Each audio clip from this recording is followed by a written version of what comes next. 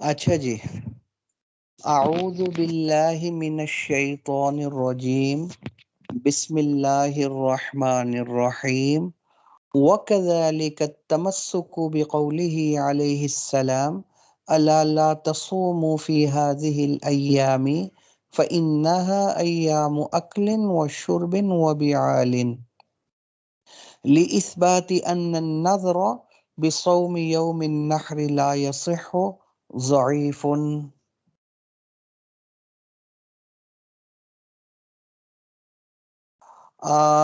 اسی طرح اس حدیث سے دلیل پکڑنا، حدیث میں کیا آیا؟ حضور صلی اللہ علیہ وسلم نے ارشاد فرمایا، الا لا تصوموا فی هذه الایام، سنو ان دنوں میں روزے نہ رکھو۔ کون سے دنوں میں؟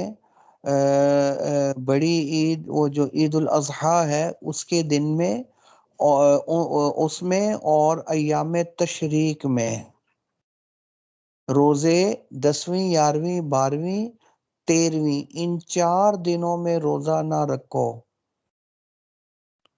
کیوں نہ رکھو؟ فَإِنَّهَا أَيَّامُ أَكْلٍ، کیونکہ یہ وَشُرْبٍ، یہ کھانے پینے کے دن ہے، وَبِعَالٍ، اور بیوی کے قریب جانے کے دن ہے۔ تو اس لیے ان دنوں میں روزہ نہ رکھو، کیونکہ تم ان دنوں میں اللہ کے مہمان ہو۔ جانور ذبح کرتے ہو نا، تو اللہ تعالیٰ گوشت کے ذریعے تمہاری مہمان نوازی کرتا ہے۔ تو روزہ رکھو گے تو اللہ کی دعوت سے گویا اعراض کرو گے۔ تو اللہ کی دعوت سے اعراض کرنا اور انکار کرنا یہ تو جائز نہیں ہے، لہٰذا ان دنوں میں روزہ رکھنا یہ جائز نہیں، ٹھیک ہے؟ کیونکہ یہ کھانے پینے کے دن ہے، بیوی کے قریب جانے کے دن ہے، اللہ کی مہمانی کے دن ہے، لہٰذا ان دنوں میں روزہ مت رکھو۔ یہ حدیث آ گئی، سمجھے؟ تو ان دنوں میں روزہ رکھنا حرام ہے، یہ اس حدیث سے ثابت ہو گیا، اس میں کوئی جھگڑا نہیں، یہ تو ہم بھی مانتے ہیں، سمجھے؟ دلیل کیا ہے؟ ان دنوں میں روزہ رکھنا حرام ہے، یہ حدیث سے ثابت ہو رہا ہے۔ اور مدعا امام شافعی رحمۃ اللہ علیہ کا کیا ہے کہ ان دنوں میں روزے کی منت ماننا بھی حرام ہے، روزے کی منت بھی نہیں مانی جا سکتی۔ نہیں سمجھ آئی بات؟ ہمارے نزدیک یہ بات ٹھیک نہیں ہے، دلیل اور ہے، مدعا اور ہے، دلیل دعوے کے مطابق نہیں ہے، یہ استدلال بھی کمزور اور ضعیف ہے، کیونکہ دلیل یہ چاہتی ہے روزہ رکھنا حرام، اور دعویٰ آپ کا ہے کیا کہ روزے کی، جب روزہ رکھنا حرام ہے تو پھر روزے کی منت ماننا بھی حرام ہے، یہ استدلال کمزور ہے۔ اس حدیث سے یہ دلیل پکڑنا کہ ان دنوں میں روزے کی منت ماننا، نظر ماننا بھی حرام ہے، یہ بات صحیح نہیں ہے، یہ استدلال کمزور ہے، کیونکہ حدیث سے یہ ثابت ہو رہا ہے کہ ان دنوں میں روزہ رکھنا حرام ہے۔ تو یہ ضروری نہیں کہ جو چیز حرام ہو اس پر کوئی ثمرہ مرتب نہ ہو، کوئی حکم مرتب نہ ہو، یہ ضروری نہیں۔ یہ ہو سکتا ہے چیز حرام ہو اور اس پر ثمرہ بھی مرتب ہو جائے، سمجھے؟ جیسے مثال کے طور پر بہت ساری مثالیں دی ہیں، کسی کی چھری چھیننا حرام ہے، گناہ ہے، ناجائز ہے، چھری چھیننا، چھری چوری کرنا تو حرام ہے، لیکن اس چوری والی چھری سے جانور ذبح کر لیا اپنا، تو جانور حلال ہوگا یا نہیں ہوگا؟ اب آپ کو تو چوری والی چھری ہے، تو غصب والی چھری ہے تو حرام ہے، سمجھے؟ حرام ہونے کے باوجود اس چھری سے اگر جانور ذبح کیا اللہ کا نام لے کر تو ثمرہ مرتب ہو جائے گا، وہ جانور حلال ہو جائے گا، سمجھے؟ اور گوشت بھی حلال ہو جائے گا، ہے حرام اور ہے ثمرہ مرتب، سمجھے؟ اسی طرح کسی کا پانی چھین لیا، سمجھے؟ پانی چھین لیا اور پانی چھیننے کے بعد نماز کا وقت ہو رہا تھا، اس چھینے ہوئے پانی سے وضو کر کے نماز پڑھ لی، تو چھیننا حرام ہے یا نہیں ہے؟ حرام، لیکن حرام ہونا یہ نہیں چاہتا کہ اس پر کوئی حکم اور ثمرہ مرتب نہ ہو، بلکہ اگر اس چھینے ہوئے پانی سے وضو کر کے نماز پڑھی، نماز ادا ہو جائے گی۔ ہے حرام اور ثمرہ مرتب۔ اسی طرح روزہ رکھنا عید والے دنوں میں، ان دنوں میں ہے حرام، مگر منت مانی تو ثمرہ مرتب ہو جائے گا۔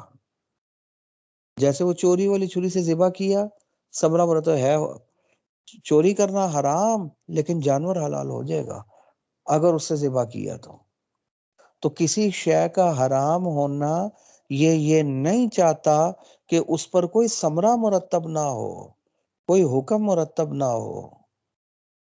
سمجھ آ رہی ہے نہیں آ رہی؟ تو آپ نے کہا چونکہ عید والے دنوں، ان دنوں میں روزہ رکھنا حرام، لہٰذا جب جو چیز حرام ہے اس پر کوئی ثمرہ مرتب نہیں ہوگا تو روزے کی منت وغیرہ ماننا بھی جائز ہے۔ ہمارے نزدیک یہ بات صحیح نہیں ہے، یہ استدلال کمزور ہے جی۔ دلیل کچھ اور کہہ رہی ہے، سمجھے، اور دعویٰ آپ کا کہیں اور جا رہا ہے۔ میں نے شاید ذکر کیا جب پاکستان بنا نا تو شروع میں یہ پاکستان اور بنگلہ دیش ایک ہی ہوتے تھے، یہ الگ نہیں تھے۔ یہ تو وہ 71 میں وہ شرارت ہوئی اور وہ یہ سلسلہ الگ ہو گیا۔ تو خیر، تو وہ جو اس وقت وزیر خوراک تھا نا شروع میں، وہ ایک بنگالی تھا۔ ایک مرتبہ وہ تقریر کر رہا اور تقریر میں کیا کہتا ہے، الحمدللہ پاکستان میں گندم کی کمی نہیں ہے۔ کیوں؟ کیونکہ چاول بہت ہیں۔ اور سارے لوگ ہنسنا شروع ہو گئے، بھئی دعویٰ کچھ اور ہے، دلیل کچھ اور ہے۔ دعویٰ یہ ہے پاکستان میں گندم کی کمی نہیں ہے، اور دلیل کیا ہے؟ کیونکہ چاول بہت ہے۔ نہیں سمجھ آئی تو دلیل کچھ اور، دعویٰ کچھ اور، غلط۔ سمجھ میں آ رہی ہے نہیں آ رہی؟ تو اسی طرح یہاں دلیل اور حدیث یہ چاہتی ہے روزہ رکھنا حرام، دلیل یہ چاہتی ہے، اور دعویٰ کیا؟ منت ماننا حرام۔ نہیں یہ ثابت نہیں ہے۔ یہ حدیث سے اس پر دلیل پکڑنا کہ منت ماننا حرام ہے، یہ ٹھیک نہیں ہے۔ سمجھ آ رہی ہے نہیں آ رہی؟ جی لفظوں میں ملا لیں، وَكَذَلِكَ التَّمَسُّكُ، اسی طرح بِقَوْلِهِ علیہ السلام، حدیث سے دلیل پکڑنا۔ کون سی حدیث سے دلیل پکڑنا؟ اللہ، حضور صلی اللہ علیہ وسلم، سنو میری بات، لا تصوموا فی هذه الایام، یہ ان دنوں میں، کون سے دن؟ چھوٹی عید بڑی عید والا دن، سمجھے، اور اس کے علاوہ 11ویں 12ویں 13ویں ذی الحجہ، ان 5 دنوں میں روزہ مت رکھو، کیونکہ یہ کھانے پینے کے دن ہے، وہ بھی عالم اور بیوی کے قریب جانے کے دن ہے، یہ اللہ کی مہمانی کے دن ہے۔ تو روزہ رکھنا اللہ کی مہمانی سے اعراض کرنا ہے، اور اللہ میزبان، اللہ مہمانی کر رہے ہیں، اور ہم مہمان ہیں اللہ کے، اور اللہ میں گوشت کھلا رہے ہیں، کہتے گوشت ہی نہیں کھانا، روزہ رکھ لیا۔ یہ اللہ کی مہمانی سے اعراض ہے، اس لیے حرام ہے کہ ان دنوں میں روزہ مت رکھو۔ یہ تو حدیث سے ثابت ہو گیا۔ حدیث کیا چاہتی ہے؟ لا تصومو، ان دنوں میں روزہ مت رکھو۔ اب اس حدیث سے ثابت کرنا، اس بات کیا ثابت کرنا؟ ان النذر بصوم یوم النحر لا یصح، عید والے دن میں روزے کی منت ماننا بھی صحیح نہیں ہے۔ یہ دلیل پکڑنا ضعیف، یہ کمزور استدلال ہے، یہ دلیل ٹھیک نہیں ہے۔ تو روزہ رکھنا تو اس لیے حرام تھا کہ اللہ کی مہمانی سے اعراض تھا، تو منت ماننا کیوں حرام؟ فی نفسی ہی تو روزہ جائز ہے، تو ایک جائز چیز کی منت مان رہا ہے نا، تو منت بالکل صحیح ہو جائے گی، لیکن روزہ نہ رکھے کیونکہ مہمانی سے انکار ہو جائے گا، وہ بعد میں قضا کرے، کسی اور دن رکھ لے، لیکن منت صحیح ہو جائے گی، کیونکہ منت شراب پینے کی نہیں مانی تھی، نہیں سمجھ، کسی گناہ کے کام کی نہیں مانی تھی، روزے کی مانی تھی۔ تو روزہ ذاتاً ایک عبادت ہے اور ایک جائز چیز ہے، لیکن عید والے دن رکھنا منع تھا، اس لیے روزہ چونکہ ذاتاً جائز ہے اس لیے منت صحیح ہوگی، لیکن عید والے دنوں کی وجہ سے خرابی تھی، لہذا ان دنوں میں نہ رکھے، بعد میں قضا کر لے۔ اور وہ کہتے ہیں منت ماننا ہی صحیح نہیں ہے، لہذا قضا بھی نہیں آئے گی، یہ بات صحیح نہیں ہے۔ کیوں؟ لأن النص يقتضي حرمت الفعل، اس لیے کہ یہ حدیث جو ہے اللہ اللہ تصومو یقتضی، یہ حدیث چاہتی ہے حرمت الفعل، روزہ رکھنا حرام ہے، روزے والا فعل حرام ہے۔ ولا خلاف فی کون، یہ تو ہم بھی کہتے ہیں حرام ہے روزہ رکھنا کیونکہ حدیث سے ثابت ہے۔ ولا خلاف فی کونہ حراما، اس کے حرام ہونے میں کوئی اختلاف نہیں ہے، وہ کوئی جھگڑا نہیں ہے۔ وانما الخلاف، اختلاف تو اس چیز میں ہے، تو کیا کسی چیز کا حرام ہونا یہ چاہتا ہے کہ اس پر کوئی ثمرہ مرتب نہ ہو، جھگڑا اس میں ہے۔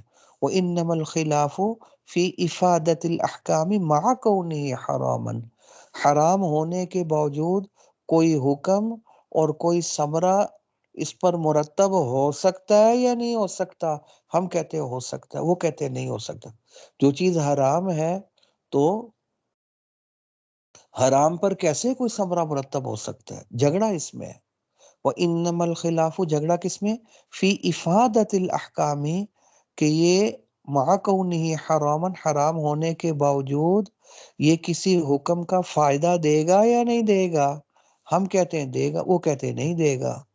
ہم کہتے ہیں دیکھو ہمارے پاس بہت ساری مثالیں موجود ہیں، کس بات پر؟ کہ وہ حرمت الفعل، کسی فعل کا حرام ہونا، لا تنافی، لا تنافی ترتب الاحکام، وہ احکام کے مرتب ہونے کے منافی نہیں۔ یہ ہو سکتا ہے کہ ایک چیز حرام ہو اور اس پر کوئی حکم بھی مرتب ہو جائے، کوئی ثمرہ بھی مرتب ہو جائے، یہ ہو سکتا ہے۔ جیسے مثال فَإِنَّ الْأَبَا، باپ ہے، لَوِ اسْتَوْلَدَ جَارِيَةَ ابْنِهِ، اگر اس نے اپنے بیٹے کی لونڈی کو ام ولد بنا لیا، یعنی اپنے بچے کی ماں بنا لی اور اس سے صحبت کر لی، بیٹے کی لونڈی سے، کس نے؟ بچے کے باپ نے۔ تو وہ باپ کی لونڈی تو نہیں تھی، تو باپ کے لیے تو وطی کرنا حرام تھا، اس سے یکون حرام، حرام ہے۔ لیکن وَيَثْبُتُ بِهِ الْمِلْكُ، اس ام ولد بنانے کے ذریعے، اس صحبت کی وجہ سے وہ مالک بن جائے گا اس لونڈی کا باپ۔ اب وطی کرنا ہے حرام، حرام ہونے کے باوجود حکم مرتب ہو رہا ہے اور وہ کیا کہ مالک بن رہا ہے نا؟ حرام ہونا یہ نہیں چاہتا کہ کوئی حکم مرتب نہیں ہو سکتا۔ اسی طرح وَلَوْ ذَبَحَ شَاةً، کسی آدمی نے بکری ذبح کی، بِسِكِّينٍ، چھری سے، لیکن چھری کیسی تھی؟ مغصوبۃ، کسی کی چھری چھینی ہوئی چھری سے، چوری والی چھری سے بکری ذبح کر لی۔ اب چوری کرنا حلال ہے یا حرام ہے؟ یکون حراما، یہ حرام ہے، لیکن اس کے باوجود وَيَحِلُّ الْمَذْبُوحُ، وہ بکری حلال ہو جائے گی۔ تو حرام ہونا یہ نہیں چاہتا کہ اس پر کوئی حکم مرتب نہیں ہو سکتا ہے ایک شے حرام ہو اور اس پر کوئی حکم بھی مرتب۔ چوری کرنا حرام، لیکن اس چوری والی چھری سے بکری ذبح کی تو وہ حلال ہو جائے گی، تو حکم مرتب ہو سکتا ہے، حرام پر بھی حکم مرتب ہو سکتا ہے۔ اسی طرح وَلَوْ غَسَلَ الثَّوْبَ النَّجِسَ بِمَاءٍ مَغْصُوبٍ، کسی کا پانی، پاک پانی اس نے چھین لیا اور اس سے اپنے ناپاک کپڑے کو پاک کیا، تو پاک ہوگا یا نہیں ہوگا؟ بالکل ہو جائے گا۔ حالانکہ پانی چھیننا، غصب کرنا حرام تھا، حرام، لیکن اس حرام سے اگر اس نے کپڑے کو کیا کیا، دھویا، تو کپڑا پاک ہو جائے گا۔ الو، حرام ہونا یہ نہیں چاہتا کہ اس پر کوئی ثمرہ مرتب، کوئی حکم مرتب نہیں ہو سکتا۔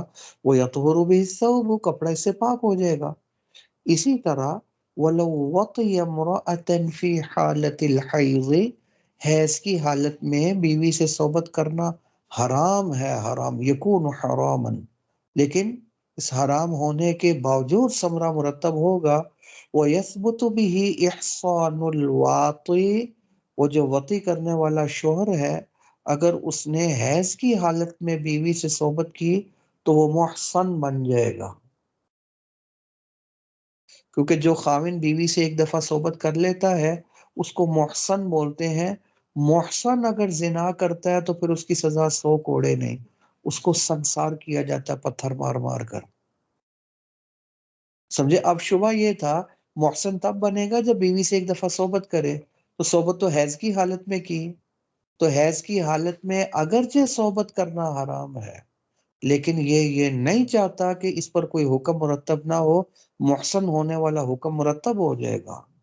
وَيَثْبُتُ الْحِلُّ لِلزَّوْجِ الْأَوَّلِ، اور اگر اس نے اس سے وطی کی، وَيَثْبُتُ الْحِلُّ لِلزَّوْجِ الْأَوَّلِ، کسی نے بیوی کو 3 طلاقیں دے دی تھی، اس نے عدت گزاری، آگے کسی دوسرے بندے سے نکاح کر لیا، اب دوسرے بندے نے حالت حیض میں وطی کی، اس کے بعد طلاق دے دی، تو کیا حلالہ ہو گیا اور پہلی بیوی کے لیے حلال ہے یا نہیں ہے؟ ہمارے نزدیک بالکل حلال ہے۔ حالانکہ حیض میں وطی کرنا حرام تھا، لیکن حرام ہونا یہ نہیں چاہتا کہ اس پر کوئی حکم مرتب نہ ہو۔ حکم مرتب ہوگا، ثمرہ مرتب ہوگا، اور پہلی بیوی کے لیے، پہلے خاوند کے لیے یہ حلال ہو جائے گی، اس کی عدت گزار کر اس کے ساتھ نکاح ہو سکے گا جی۔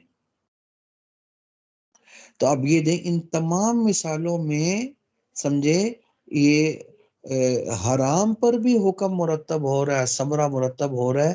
اسی طرح مما نحن فی میں بھی جو ہمارا معاملہ چل رہا ہے، عید والے دن روزہ رکھنا حرام ہے، حرام ہونا یہ نہیں چاہتا کہ اس پر کوئی حکم مرتب نہ ہو۔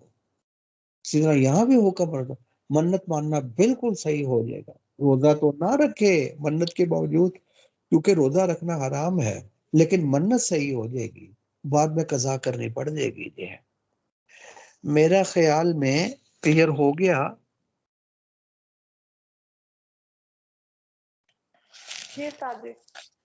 جی؟ واضح ہوا یا نہیں ہوا؟ جی ہو گیا۔ کوئی چیز پوچھنی؟ ہو گیا نا؟